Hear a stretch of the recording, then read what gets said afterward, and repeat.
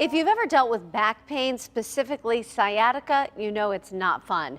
Well, some local doctors are trying out a new option to treat it using a common medicine for blood pressure, but putting a unique twist on it. Health editor Dr. Maria explains how it works and how it appears to be helping patients greatly reduce their pain.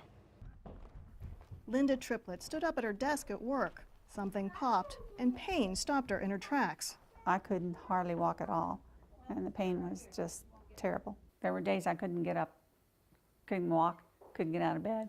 She thought it was her hip, but after a doctor's visit and a series of tests, she was diagnosed with sciatica. Sciatica is when you have inflammation of the nerves in your back, the spinal nerves, and you get leg pain, you get back pain, pain shooting down to your foot.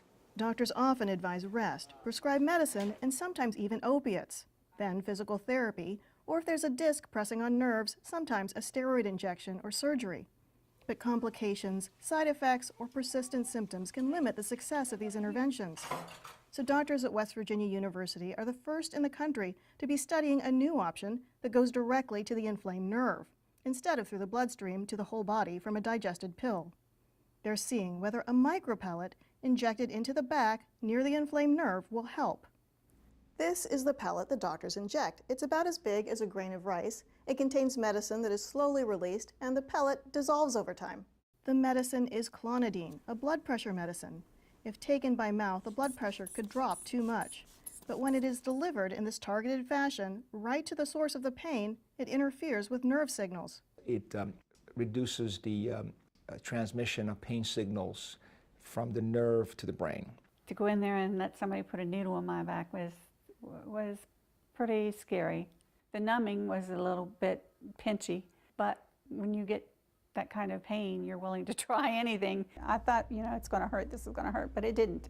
After the pellet was put in, for 30 days, Linda electronically reported her pain levels and how many ibuprofen she took.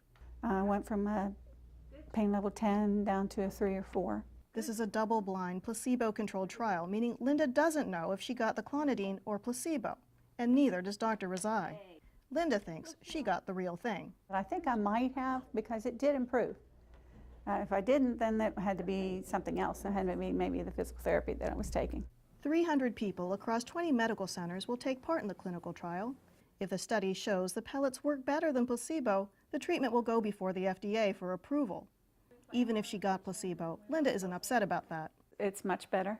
I'm walking better.